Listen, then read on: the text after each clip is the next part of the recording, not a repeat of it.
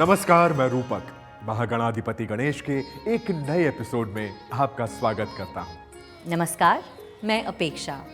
दक्षिण भारत के पुडुचेरी में आपका स्वागत है।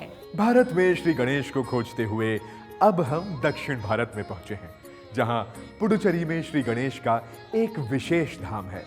एक ऐसा धाम जहां श्री गणेश की विशेष मूर्ति के साथ श्री गणेश के ही अन्य 58 स्वरूप हैं। एक ऐसा स्थान जहां श्री गणेश के जीवन से जुड़ी कथाओं का चित्रण मंदिर की दीवारों पर अंकित है। श्री गणेश का एक ऐसा मंदिर जहां विघ्नहर्ता की आराधना में विघ्न डाले गए, परंतु श्री गणेश ने उन प्रयासों को असफल सिद्ध किया। और इसके साथ हम देखेंगे आंध्र प्रदेश के चित्तूर में स्थित श्री गणेश का एक और तीर्थ, जहां श्री गणेश एक ऐसे कुएं में विराजते हैं जिसका जल कभी नहीं सूखता, और श्री गणेश यहाँ जल के देवता कहलाते हैं। तो चलिए दक्षिण भारत में श्री गणेश के दो प्रमुख मंदिरों, श्री मनाकुला विनायगर मंदिर और श्री कनिपक्कम मंदिर की यात्रा के लिए श्री गणेश करते हैं उस श्रृंखला के एक नए अंक का, जिसका नाम है महागणाधिपति गणेश। आदि अनादि संस्कृति की विजय यात्रा।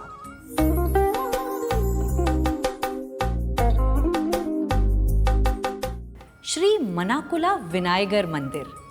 श्री गणेश के इस मंदिर का प्रथम आकर्षण तो इसका नाम ही है। सच है अपेक्षा, लेकिन इस नाम का अर्थ क्या है, ये जानने से पूर्व हम ये जान लेते हैं कि यह मंदिर कहाँ स्थित है। दक्षिण भारत के पुडुचेरी शहर में बंगाल की खाड़ी से मात्र 400 मीटर पश्चिम दिशा में एक प्राचीन और भव्य मंदिर स्थित है, श्री मनाकुला विनायगर मंदिर। चेन्नई से लगभग 165 किलोमीटर दक्षिण और विलुप्पुरम से करीब 35 किलोमीटर पूर्व ये मंदिर न केवल धार्मिक आस्था का केंद्र है, बल्कि पुडुचेरी की पहचान का भी अभिन्न हिस्सा है।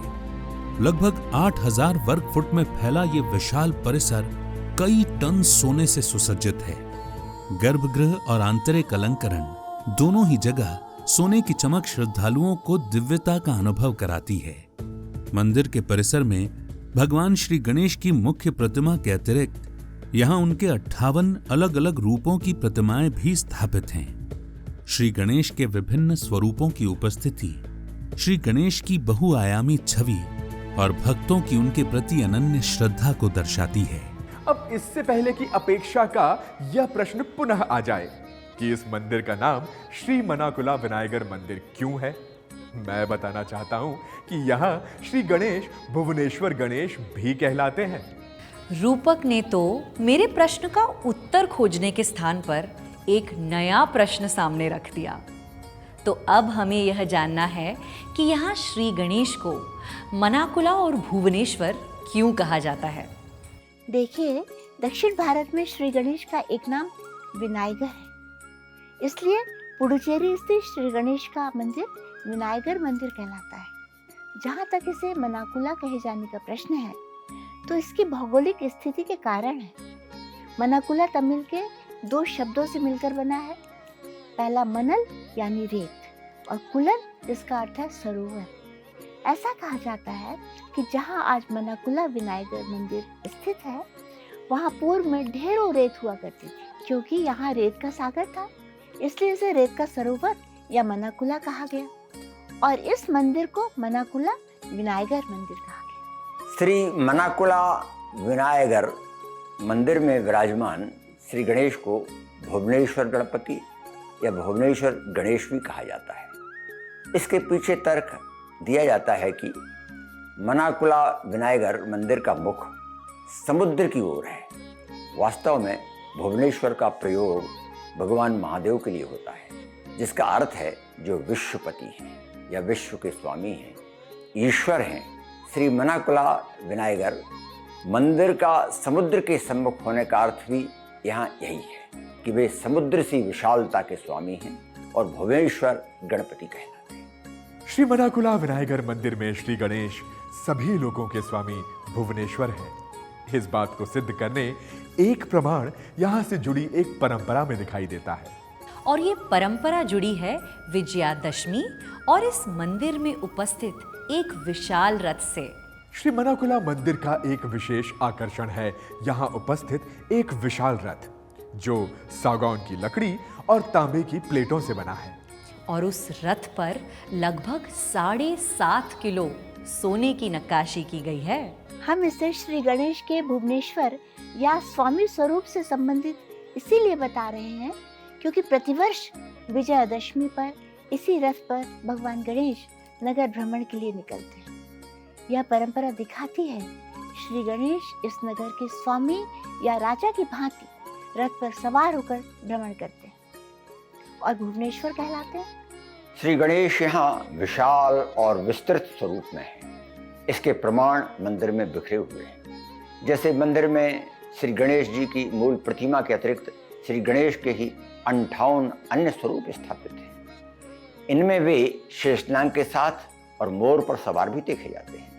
इसके साथ यह मंदिर की दीवारों पर शिल्पकारों ने गणेश जी के जीवन से जुड़ी कथाएं चित्रित की। संभवतः श्री गणेश का यह एकमात्र मंदिर है जहां उनके जन्म और विवाह के साथ अन्य कई घटनाओं को चित्रित किया गया है। इतना ही नहीं, शास्त्रों में वर्णित गणेश के 16 स्वरूपों का चित्रांकन भी इन दीवारों पर देखा जा सकता है। श्री मनाकुला मंदिर की विशेषता केवल उसका वर्तमान नहीं है, बल्कि उसका इतिहास भी अद्भुत है। इस अद्भुत इतिहास ने श्री मनाकुला विनायगर मंदिर के वर्तमान को और अधिक सशक्त बनाया है और इस मंदिर के प्रति लोगों की आस्था और विश्वास को समृद्ध किया है। आइए इस मंदिर के इतिहास को और उसके वर्तमान पर प्रभाव को समझते हैं। श्री मनाकुला विनायगर मंदिर का इतिहास कम से कम 350 से 400 वर्ष पुराना माना जाता है। इसके निर्माण की प्रामाणिक तिथि ज्ञात नहीं है, परंतु जब 1666 में फ्रांसीसी पुडुचेरी पहुंचे तो उन्होंने देखा कि यह मंदिर पूर्व से ही स्थानीय लोगों के लिए आस्था का केंद्र था। ऐसा कहा जाता है कि जब फ्रांसीसी पुडुचेरी पहुंचे तो उन्होंने देखा यहाँ सभी के मन में इस मंदिर के प्रति अथाह श्रद्धा भाव है। ये बात उन्हें रुचिकर नहीं लगी और उनके एक अधिकारी ने आदेश दिया कि भगवान श्री गणेश की प्रतिमा को समुद्र में डुबो दिया जाए या उसे क्षतिग्रस्त किया जाए। परंतु ऐसा करने पर भी कोई लाभ नहीं हुआ, क्योंकि जब वे प्रतिमा को समुद्र में डुबोकर लौट रहे थे तो देखा कि प्रतिमा अपने स्थान पर विद्यमान थी। मंदिर के अनुष्ठानों में भी कई प्रकार के विघ्न डालने के प्रयास किए गए, परंतु सभी विफल रहे। इन प्रयासों की विफलता को श्री गणेश के चमत्कारों से या उनकी शक्ति से जोड़ा जाता है। यदि हम इन्हें चमत्कार ना भी माने तो इतना निश्चय है कि फ्रांसीसियों के प्रयास करने पर भी श्री मनाकुला मंदिर पर पुडुचेरी के लोगों की आस्था समाप्त नहीं हुई। इसी आस्था का परिणाम है कि हम आज भी यहाँ श्री गणेश जी से जुड़े सभी त्योहारों की भव्यता देख पाते हैं। श्री गणेश और मनाकुला विनायगर मंदिर से जुड़े उत्सव की बात करें तो यहाँ अगस्त सितंबर में एक विशेष उत्सव होता है। इसे ब्रह्मोत्सवम या ब्रह्मोत्सव कहा जाता है। यह उत्सव पूरे 24 दिनों तक चलता है। अपेक्षा एक आश्चर्यजनक तथ्य यह है कि ब्रह्मोत्सव नाम से श्री गणेश से जुड़ा 20 दिवसीय महोत्सव आंध्र प्रदेश के चित्तूर में भी मनाया जाता है। ये तो सच में आश्चर्य का विषय है रूपक। तो क्या वहां भी श्री गणेश का मंदिर है? निस्संदेह अपेक्षा, और अब हम उसी की बात करने वाले हैं। श्री गणेश के इस धाम का नाम है श्री कनिपक्कम गणेश मंदिर। आंध्र प्रदेश के चित्तूर जिले में स्थित श्री कनिपक्कम गणेश मंदिर दक्षिण भारत का एक अत्यंत प्राचीन मंदिर है जो द्रविड़ शैली में बना हुआ है। इसे 11वीं शताब्दी में चोल राजा कुलोथुंगा चोल प्रथम द्वारा बनवाया गया और 1336 में विजयनगर वंश के सम्राटों ने इसका जीर्णोद्धार कर इसे और भव्य बनाया। श्री कनिपक्कम गणेश मंदिर का वास्तुशिल्प अत्यंत आकर्षक है। ये नदी के किनारे बसा हुआ है और मध्य भाग में श्री गणेश जी की विशाल प्रतिमा स्थित है जो काले ग्रेनाइट की है। श्री गणेश की इस स्वयंभू प्रतिमा के विषय में कहा जाता है कि यह समय के साथ धीरे धीरे बढ़ती रहती है। इस बात का प्रमाण देते हुए कहा जाता है कि लगभग 50 वर्ष पूर्व श्री गणेश की भक्त श्री लक्ष्माम्मा ने श्री गणेश की मूर्ति के लिए चांदी का कवच दान किया था परंतु वर्तमान में यह कवच मूर्ति के आकार के अनुसार बहुत छोटा प्रतीत होता है। श्री कनिपक्कम मंदिर श्री गणेश के अन्य मंदिरों से पृथक इस कारण से भी है कि इसके बीचों बीच नदी बहती है। यही कारण है कि इस मंदिर को जल के देवता का मंदिर भी कहा जाता है।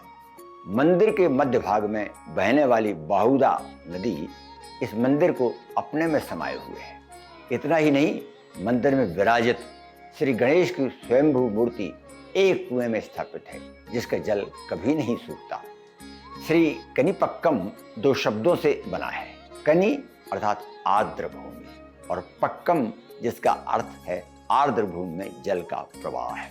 दोनों शब्दों का श्री गणेश के मंदिर से विशेष संबंध है।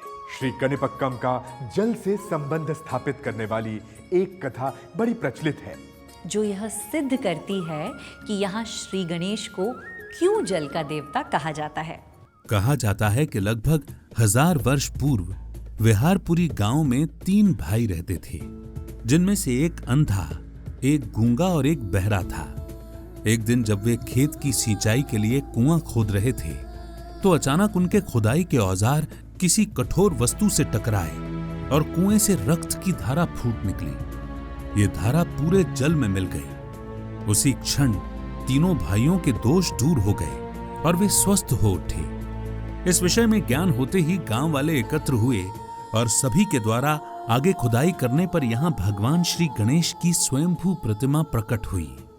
गांव वालों ने उस प्रतिमा को वहीं स्थापित करने का निर्णय लिया और मूर्ति के समक्ष नारियल अर्पित किए। आश्चर्य तब हुआ जब नारियल का जल बहते बहते दूर तक फैल गया। आर्द्र भूमि में इस प्रकार नारियल के जल का प्रवाह होने से ही इस स्थान का नाम कनि अर्थात आर्द्र भूमि और पक्कम अर्थात जल का प्रवाह से मिलकर कनिपक्कम हुआ और इस स्थान पर कुएं में विराजित श्री गणेश जी श्री कनिपक्कम गणेश स्वामी कहलाने लगे। आज भी श्री कनिपक्कम मंदिर में आने वाले भक्तों को जल का प्रसाद दिया जाता है। श्री कनिपक्कम गणेश जी को साक्षी गणपति या न्याय का देवता भी कहा जाता है। ऐसा माना जाता है कि यहाँ यदि श्री गणेश की स्वयंभू प्रतिमा के समक्ष कोई अपराधी अपना अपराध मान लेता है तो वह उस अपराध के पाप से मुक्त हो जाता है। इसके ठीक विपरीत यदि कोई अपने अपराधों को स्वीकार नहीं करता या उन पर पश्चाताप नहीं करता तो श्री कनिपक्कम गणेश उसे दंडित करते हैं। श्री कनिपक्कम गणेश मंदिर में उनके स्वयंभू मूर्ति को न्याय देवता के रूप में मान्यता मिलना साधारण बात नहीं है। कहीं न कहीं यह श्री गणेश की उस छवि की स्वीकार्यता भी है जहाँ वे मार्गदर्शक की भूमिका में नजर आते हैं या कहें कि सही मार्ग को चुनने में सहायक के रूप में प्रसिद्ध हैं। इतना ही नहीं, यहाँ एक नदी बहती है बहुदा, उसके साथ भी न्याय की एक कहानी जुड़ी है। कहा जाता है कि चोरी के अपराधी लिखिता की भुजाएं दंड के रूप में काट दी गईं, लेकिन जब उसने श्री कनिपक्कम में स्थित नदी में अपने अपराध को स्वीकार किया और स्नान किया तो उसे अपनी भुजाएं फिर से प्राप्त हो गईं। यही कारण है कि यहाँ बहने वाली नदी को बाहु प्रदान करने वाली दाता की नदी के रूप में बहुदा या बहुदा भी कहा गया है। चित्तूर में श्री कनिपक्कम गणेश मंदिर और पुडुचेरी में श्री मनाकुला विनायगर मंदिर में दक्षिण के इन दोनों मंदिरों में हमने श्री गणेश का संबंध जल तत्व से देखा है। जल जीवन के आरंभ की ओर संकेत करता है और श्री गणेश को प्रथम स्मरणीय और प्रथम पूज्य देव के रूप में स्थापित करता है। रूपक, मुझे लगता है कि सत्य स्वयं को परंपराओं, मान्यताओं, प्रतीकों और संकेतों में कैसे जीवित रखता है और कैसे प्रस्तुत करता है, यह हम इन दो मंदिरों में स्पष्ट देख पा रहे हैं। निश्चित ही अपेक्षा, और मुझे विश्वास है कि दक्षिण भारत में श्री गणेश को खोजते हुए हम इस परंपरा को और आगे बढ़ते देखेंगे। लेकिन इसका आनंद और बढ़ जाएगा यदि आप हमारे साथ होंगे। तो जुड़े रहिए और देखिए अगला एपिसोड हमारे साथ केवल वीर भारत पर। और तब तक श्री गणेश को साक्षी मानकर स्वयं को समर्पित कीजिए और विश्वास रखिए वे हमारा मार्गदर्शन अवश्य करेंगे। और साथ ही देखते रहिए महागणाधिपति गणेश, आदि अनादि संस्कृति की विजय यात्रा। अभी के लिए नमस्कार।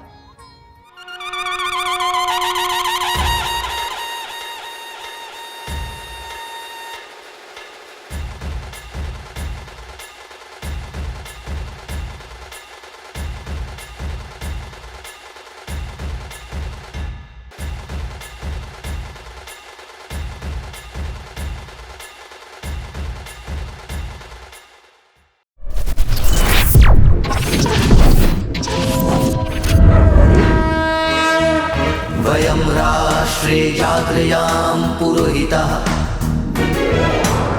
हम राष्ट्र आराधक भारतवर्ष को जागृत और जीवंत बनाएं। युग युगीन भारत के कालजयी महानायकों की तेजस्विता की गौरव गाथा